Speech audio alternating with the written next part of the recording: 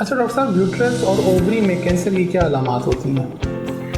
اووری میں تو ایسا کوئی ایسی علامت نہیں ہے کہ اس کو ہم جلدی سے پکڑ سکیں. بعض اوقات انسیڈنٹل یعنی کہ حادثاتی طور پر کسی عورت نے جا کر الٹرا ساؤنڈ کروایا کسی وجہ سے بھی، تو پتہ چلا کہ اس کی اووری یعنی کہ جو انڈا دانی ہے، بیضہ دانی ہے، اس کے اندر کوئی سسٹ نما سی کوئی چیز پائی جا رہی ہے. اس کے اندر کچھ ایسی الٹرا ساؤنڈ اور سی ٹی اسکین پہ تبدیلیاں ہوتی ہیں جو ہمیں شک میں ڈال دیتی ہیں کہ اس کو ہو سکتا ہے کینسر نہ ہو. پھر مزید ٹیسٹ کروائے جاتے ہیں. لیکن ہم ایسے نہیں کہہ سکتے کہ پیٹ میں درد ہے تو وہ وجہ ہے کہ وہ اس کو انڈا دانی کا کینسر ہوگا.